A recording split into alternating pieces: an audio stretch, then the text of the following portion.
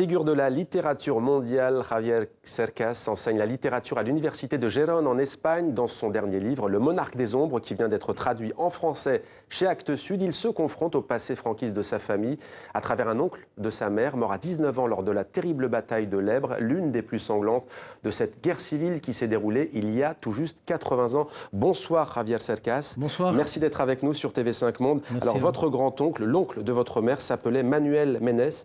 Qui était vraiment ce jeune homme qui part combattre à l'âge de 17 ans, il est mort à 19 ans, avant même d'aller combattre, quelle était sa vie?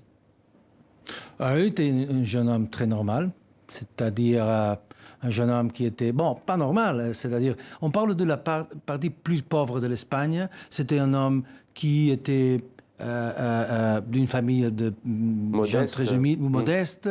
Il était un bon étudiant, il voulait, vous savez, il voulait étudier. C'était le premier de la famille qui a étudié, le premier de petits villages. Et alors, quand la guerre a éclaté, 1936, il est devenu un franquiste, non, pas un franquiste, un phalangiste, c'est de la forme de fascisme en Espagne, et il est à l'arrière.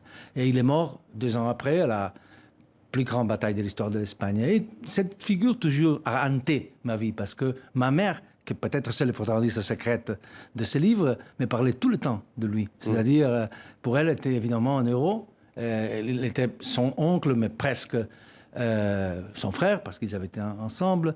Et il était, pour elle, l'homme courageux qui, à la guerre, a sauvé la patrie, la famille, la religion, tout ça. C'est pour ça qu'il est parti à la guerre, pour sauver justement ses valeurs? Sans doute, je crois ça.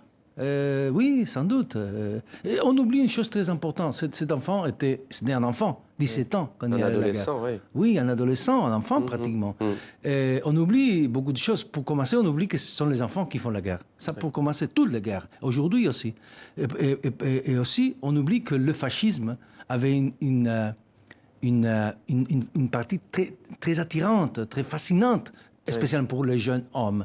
C'était radical, c'était anti-système, c'était, vous savez, comme aujourd'hui un peu, non? Alors il y a un des leitmotifs de votre livre qui dit « J'écris pour ne pas être écrit ». L'écrivain est-il, selon vous, Javier Cercas, celui qui se dresse contre la famille, contre le destin qu'elle voudrait nous imposer, au fond? Oui, c'est la seule façon d'être libre, non? Se dresser contre ceux qui veulent vous imposer un destin différent à votre destin. Alors c'est une forme de liberté finalement. Mais ce n'est pas seulement l'écrivain, aussi ce sont les citoyens, c'est le lecteur aussi, non? C'est révélateur aujourd'hui aussi de ce qui se passe en Espagne. On l'a vu avec la crise catalane, c'est un conflit larvé, tout n'est pas encore, les plaines ne sont pas encore refermées. La crise catalane, comme la crise des années 30, c'est une manifestation d'une crise générale, c'est-à-dire d'une crise mondiale. C'est ce qu'on appelle le national-populisme. C'est le résultat de la grande crise de 2008-2009, comme le fascisme et le totalitarisme étaient les résultats de la crise de 1929. Et alors, c'est un grand mouvement sismique qui a des manifestations diverses dans tout le monde. Et en Catalogne, c'est national-populisme. En Espagne, c'est national-populisme. C'est l'indépendantisme catalan. Mais ce n'est pas essentiellement différent de ce qui se passe un peu partout. Et je veux dire que ces national-populismes qu'on voit ici en France, on voit en Angleterre, on voit aux États-Unis, la figure plus importante de ces national-populismes universels, que c'est Donald Trump, qui est au pouvoir.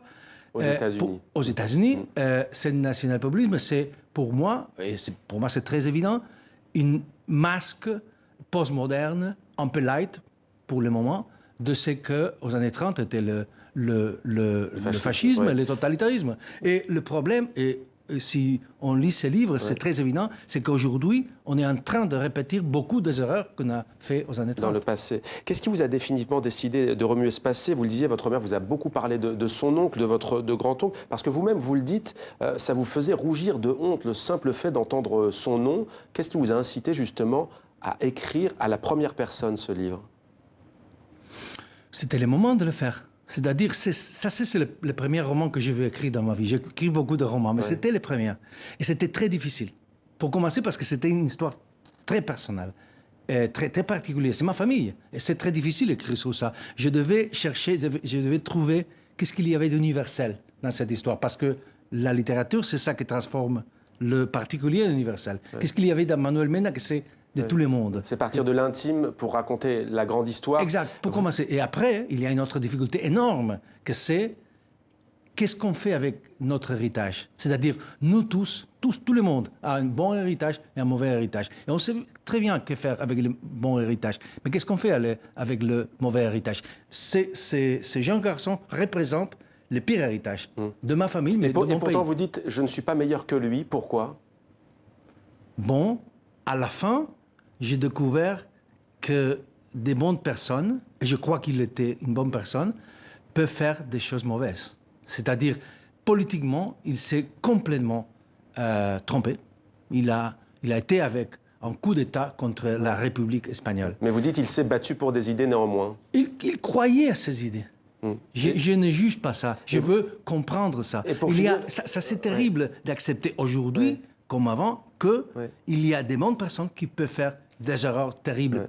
Hein? Et d'ailleurs, vous choisissez en exergue, et ce sera le mot de la fin, de manière assez ambiguë d'ailleurs, vous dites « Dulce et decorum est pro patria mori ». Il est doux et honorable de mourir pour sa patrie.